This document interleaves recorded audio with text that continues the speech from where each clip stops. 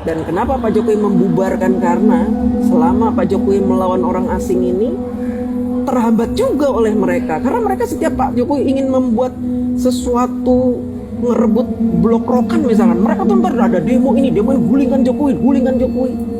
Ingat nggak? 2015 Pak Jokowi mau digulingkan, itu Pak Jokowi ingin merebut blok mana? Ya. Nah, ketika ormas mereka dibubarkan, double ormas ini dibubarkan, Double ormas. double ormas ini dibubarkan, mereka ini muncul dendam yang teramat sangat. Karena apa? Pertama, kucuran dana tidak ada lagi. Ketika mereka bubar, otomatis berhenti kucuran dana.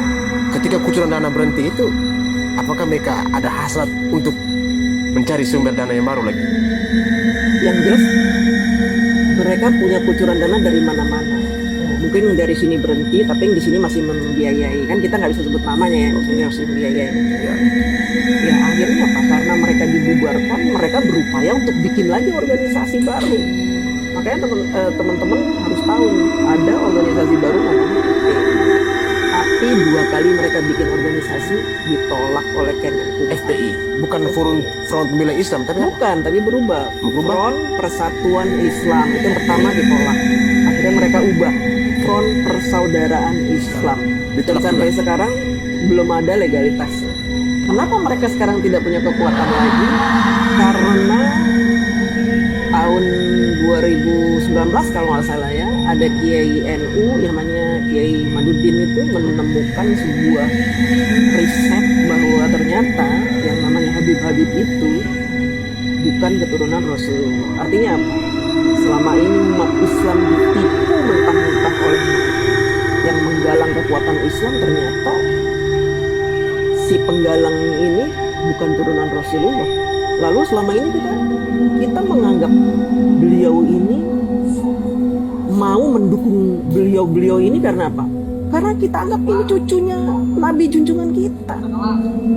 Nah, ketika Imaduddin membuat temuan, akhirnya mereka melemah. Jadi walaupun mereka sudah bikin organisasi baru dengan nama yang sama, kekuatannya tidak seperti dulu sebelum dibubarkan.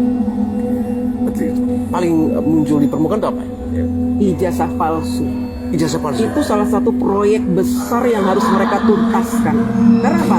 Harapannya kalau proyek ijazah palsu ini sukses, mereka menjadikan Pak Jokowi pesakitan di pengadilan, maka otomatis Pak Jokowi itu yang sudah membuat undang-undang hilirisasi, membuat banyak undang-undang untuk pembubaran FPI, pembubaran HTI itu dianggap gugur.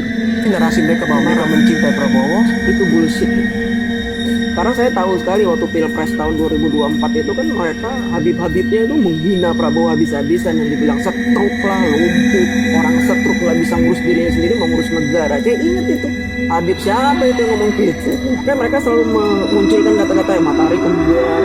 Dibilang aja katanya macan Asia, ternyata kucing, masih juga jadi bonekanya Jokowi begini-begini. Itu sebenarnya kan